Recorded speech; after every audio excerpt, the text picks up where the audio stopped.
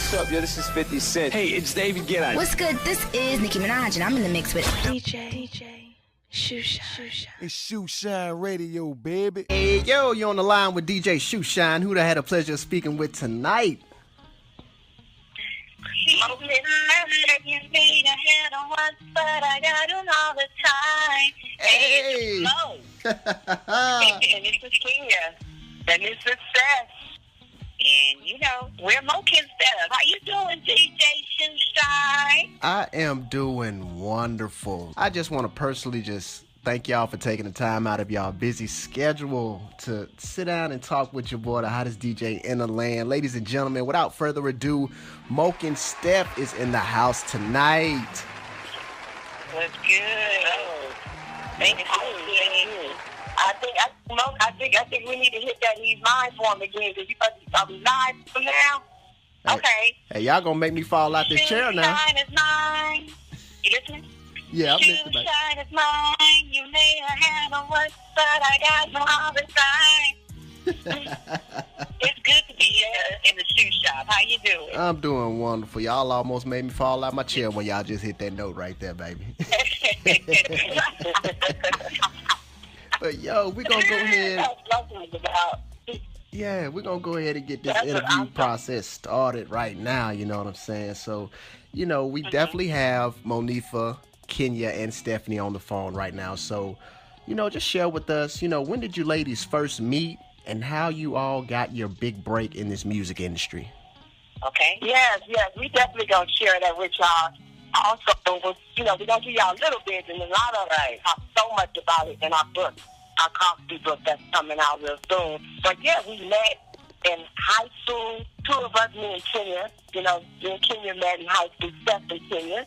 For those who don't know, we met in Inglewood, California, and we was cheerleaders, me and Kenya, and that's how we met. You know, during high school, and then we try to, you know, we thought we was big time. Like, okay, you know, we about to be a group, like a hip hop group, dance group, and we need to audition somebody, you know, to be in the group, and that's how Mo came in. And we kind of go with detail about it in the book, because it's hilarious. It's a funny stuff that went down when we did it. But, you know, we met Mo, you know, in doing an audition, and she just killed it so cold. And we kind of talked, and it's just hilarious how we go in detail with it in the book. But yeah, that's how we met. We started off as hip hop dancers, you know, before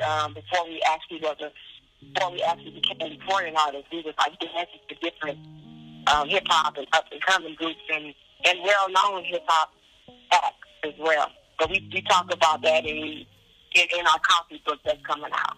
Gotcha. Yeah. Sweet. Now, you know, this is cool to me. So I just and I've been listening to, you know, R&B music. I mean, to this day, like, R&B is in my rotation right now in my car. So, you know, I did not know this fact about Mokenstef, but the name Mokenstef came from, like, the few syllables from each of the members' names. So I just thought that was real cool, you know what I'm saying? Kind of reminded me, like, of Joe to see, like, JoJo, the Grades, and Casey, you know what I mean? Right. So that's love. And it was, you know, like you say, it was how it came about in that order is very simple. We happened to be standing in that order as dancers, and someone told us, a recording artist that we were dancing behind, suggested that we have our own name. And because we were just so popular and high in demand on what we did, because we were in a lot of competition. And anyway, so we just happened to be standing in that formation, and that's how the order of Mokenstef came about. Sweet. That's what's up. So, you know, I learn something every day, you know what I'm talking about. So, yes. Gotcha. So, you know, this year marks 22 years since the release of your debut album, As Is, back in 1995. 95 was a good year, y'all. So, yes, it was. So, what, just, you know, for each of you, what are some memorable moments from making that album do you have? That's a good question. Wow. Yeah, if you don't, I'm gonna tell you what's I'm gonna tell you something that is a very good question. One thing that's very memorable about writing He's Mine, because we wrote, you know, our whole album except one song, which was a remake with Smokey Robinson. Gotcha. But He's Mine, the one that made the most noise was one of the memorable parts of, right in that Mo's house. And we were vibing to Knock in the Booth, H-Town. So like, you very close with it. That's why we love H-Town so much. Some people figured it out. But, back then, just for these new listeners out here, the young kids, not knowing, and even the people, back in the day, not, about music and how people write music, when you struggling artists trying to get in the game, you listen to different instrumentals, you listen to different things, and we were already vibing before we heard Knock in the Booth. We kind of just already talking about that concept about He's Mine. Right. And they like just listen, like I said, you need to try some instrumentals, So H-Town was one of the ones. That's why when people say H-Town, like, the H-Town was definitely an inspiration, actually, in helping us struggling artists trying to get instrumentals and tracks. Yeah. So thank God, because if being honest, with H-Town, honestly, that song, it had a lot to do with as far as the starting of the concept. But then we took it a step further, and our producer, who we had, and we did get a producer, which is Sophomore, Handy, amazing. Got to give love for Mr. Handy. And with his own twist, when he sung it, we just sung it a cappella, with him. And he was like, oh, and that's how the Prince track. So some people get it twisted and think Prince wrote the song, but he did not write the song. Much love to Prince, rest in peace. But he didn't write it, but he was blessed to use his track, some of it, him and Roger and Zach, and rest in peace. God is good, to have wonderful musicians like that to let us, but they don't let everybody use their sample, which is their track. But if they didn't write it, Mokenstef wrote it, and Hammy also produced it. Gotcha. Just to get some clarification for people. Oh yeah, definitely need that clarification. So it's 2017. Yeah. How does it feel for you girls, you ladies, to hear He's Mine on the radio today versus when you heard it on the radio in 1995 and in the 90s? It feels great. It's an oldie but goodie. Yeah. And for us to have, we were really young back then, so we're still young today. And so, and so to still hear it, it's like it makes me proud about, we did that. Yeah. We were responsible for that. So, and then, to add on to what Mo is saying, it's current still. It's still current. As far as like very relevant. It's very current, very relevant. It's people. Unfortunately, people still got that, and it amazes us when we hear people go back and forth, and you get to see it more closely because you get to see social media responses, people doing challenges, people, singing it, and the feedback, and how people interpret the song of how we go He's Mine. Right. And we embrace how people interpret it. People, whether it's positive or negative, we embrace it. Because everybody got an opinion and we respect their opinion, but it's real. We're very authentic. And that's kind of how we talk about it. Not the book. But a lot. When you want to come from an authentic place, right, when the song was written, so we know when we get the responses, whether they're agreeing or not agreeing, we know that it hit a sensitive spot for them and why they feel the way that they feel. So that's why we certainly can't embrace it, because it is a personal situation, whether, he is yours and you thought we were sleeping with a man and sleeping with a man. There's so many scenarios that you really can't identify in a song in 3 minutes. We can't really explain in detail where we were coming from, but we hit some good key points, and we hit some good nerves out there too. Yeah. And it's just a great, in addition to what Lauren Stephanie said, it's just a grateful feeling. It's grateful to still hear your music being played. And when someone, like one of your friends or family members, they forward you that they heard the song was playing right now.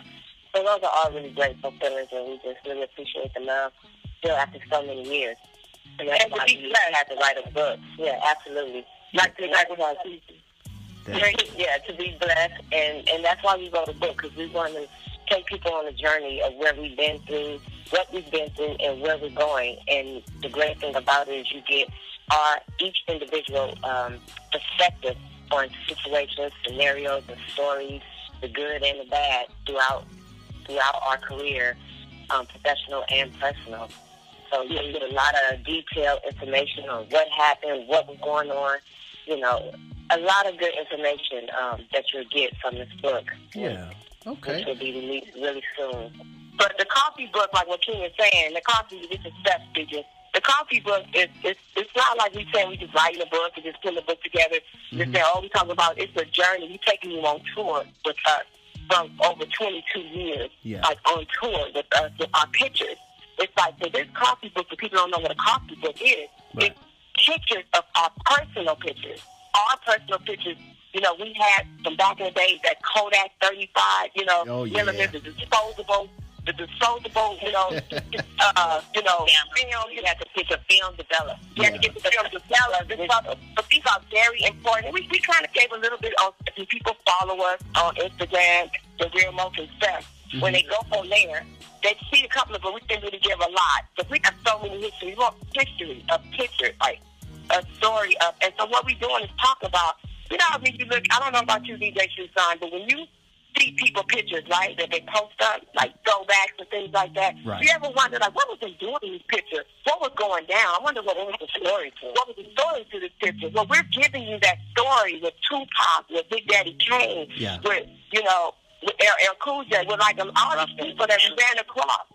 And instead of Mary J. Blige, a lot of people that we have were from our personal pictures that supported us and what was going on and what was being said and what was happening. You know, so it's a treat for people because you get to see us, you know, in a rare state. Yeah, that is so amazing. And me personally, I cannot wait for this book to drop. So, and also too, pre-orders is definitely coming soon. Pre-orders is coming. We're gonna be posting, you know, letting people know it's coming. We're excited. Okay. You know, we're excited that it's definitely coming. Definitely. Now, you know, when I was coming up, you know what I mean, more R&B groups were relevant in the 90s, you know, female groups especially. So, you know, in 2017, not so much, you know. So, you know, can you share with me your opinion on why you think there's a lack, I guess you can say, of R&B groups today? Well, you know, it's definitely, for one, it's definitely complicated. You know, girl groups, you know, groups in general, it's complicated to have a group.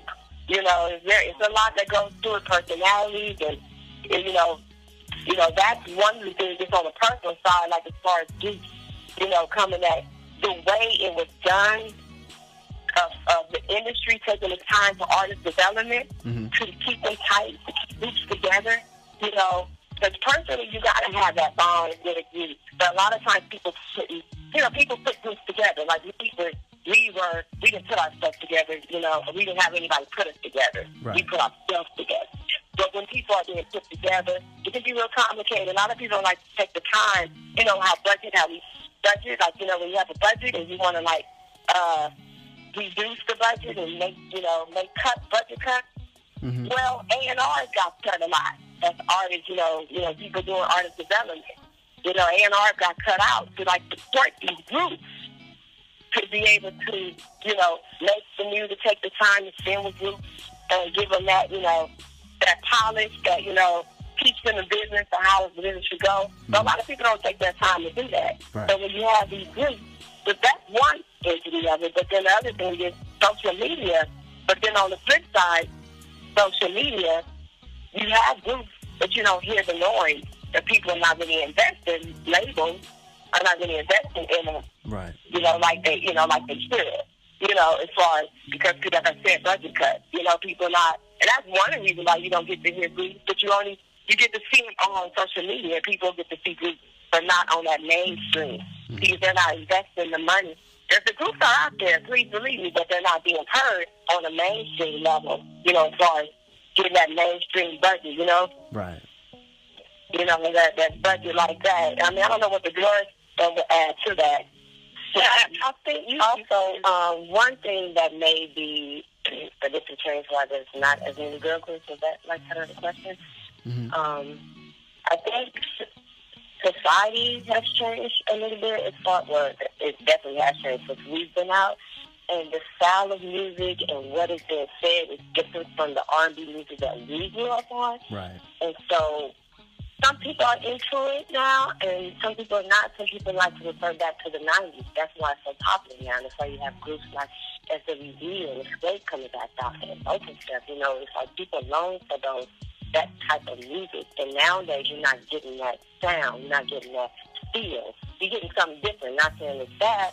I'm just saying you're getting something different. And I know a lot of people from our generation, those are good, feel-good moments, and people like to relate back to that. People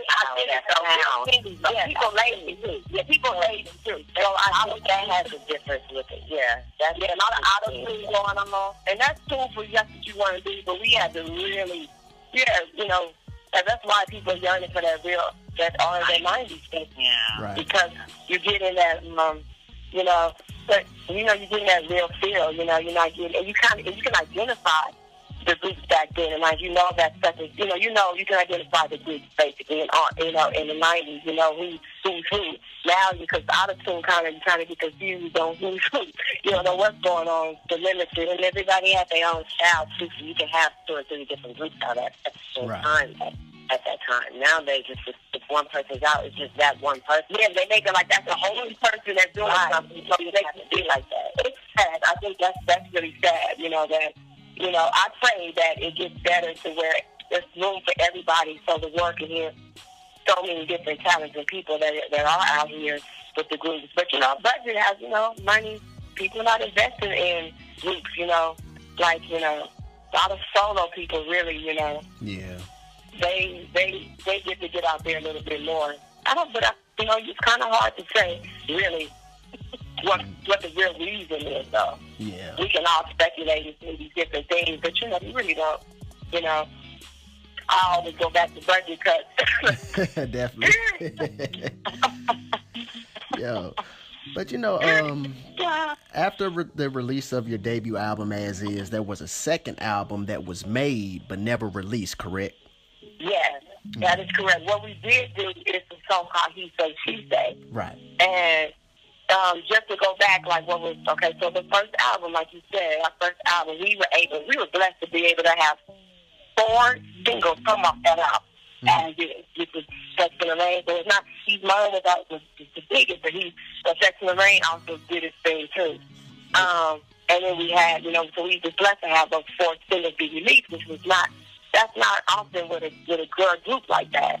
To have those 4 and have videos released. And then when we came with our sophomore, that was a blessing by that having it. We did have the sophomore, and we talked about it in the book, the different labels, the different, you know, things that we were involved in and what went down, you know, to let our fans know what really the unfinished business that went down in that relation with the sophomore album.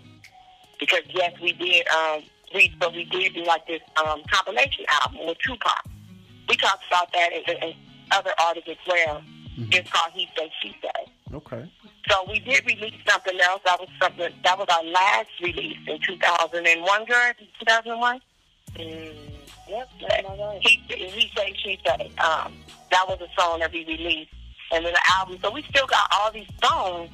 You know, we got an archive. We have a lot of music that you know, hopefully you guys will be able to hear with the coffee book. You know, one of the songs. You know, released a song as well with that coffee book. Okay. Because yes, we definitely have a lot of music that we can't wait, you know, for all the supporters to hear, you know, our supporters to hear.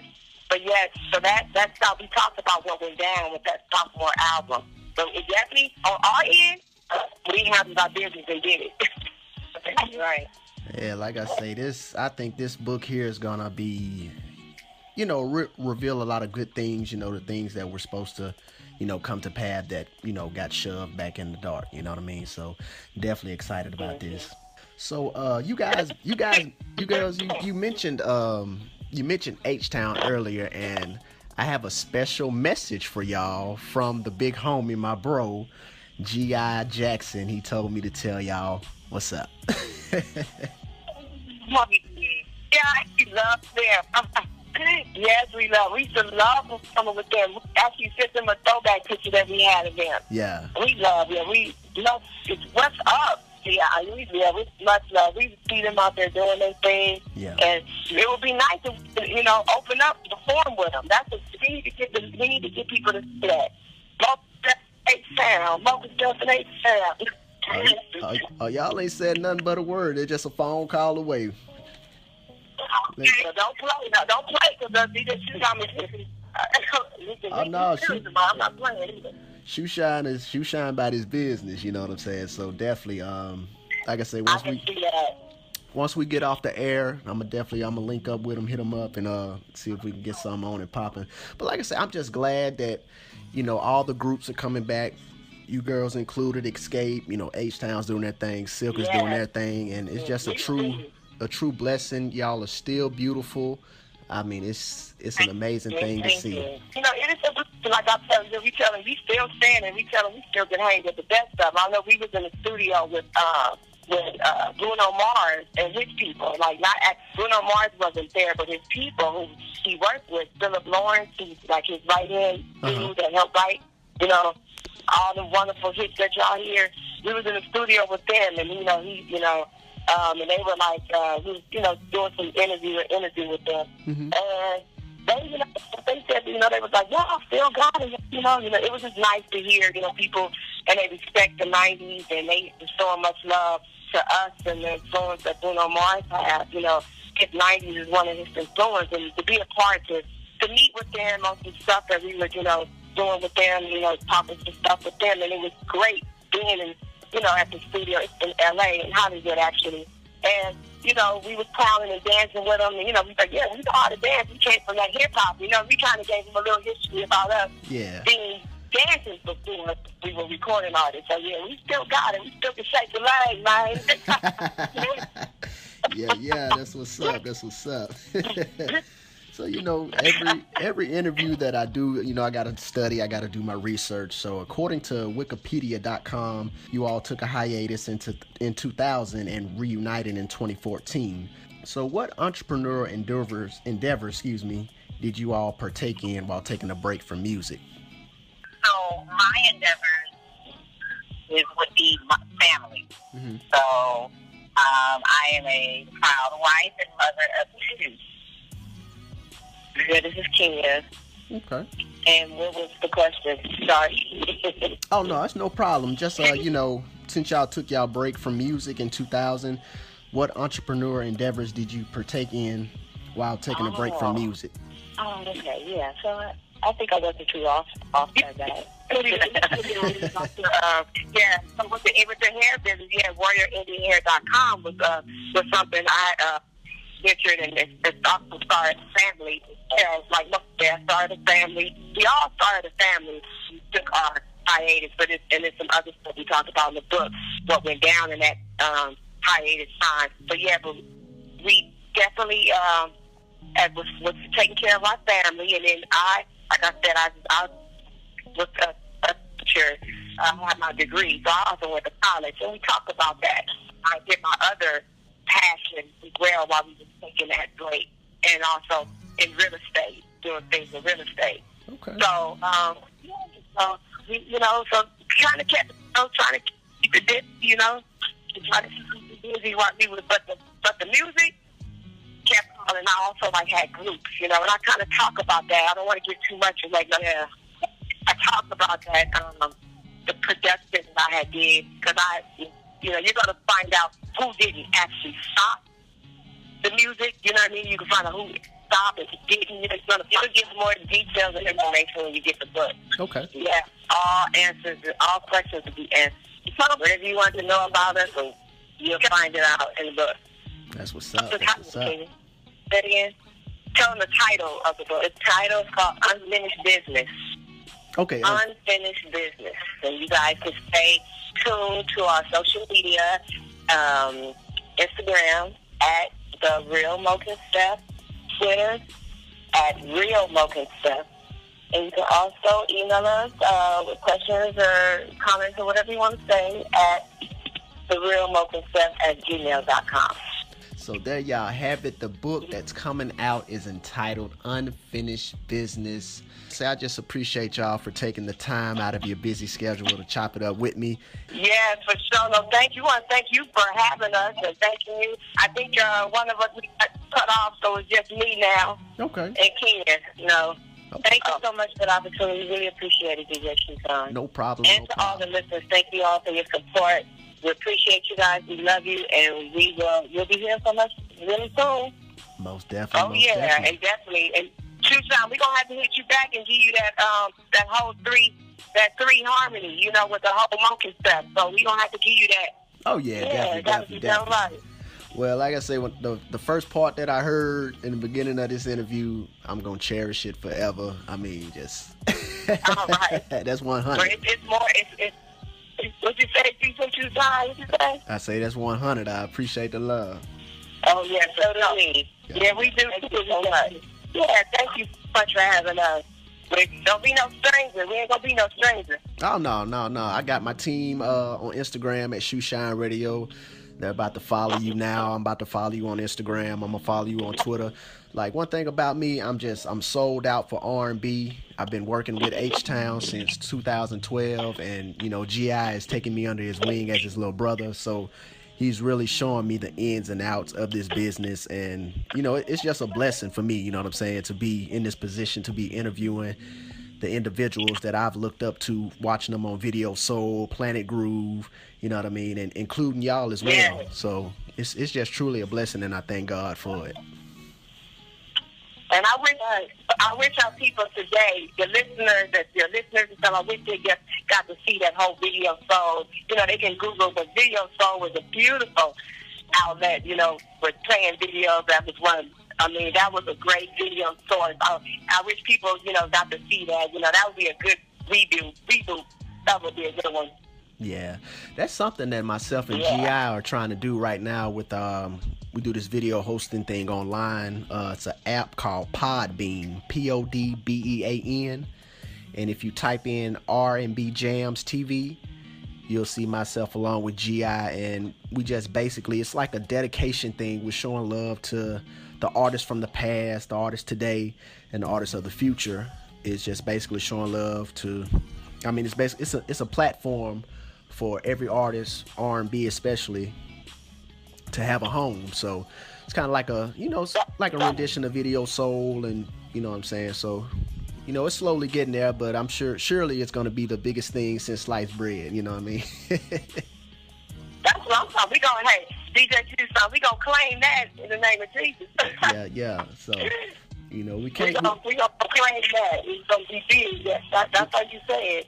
That's right. You gotta speak it into existence. Exactly. Because we definitely need that. We definitely need that. That feel again. Yeah. Definitely. Yeah. I'm so glad we finally got connected. And G.I., you tell him much love. Because that is. We used to be on that stage rocking it. Yeah, I loved it.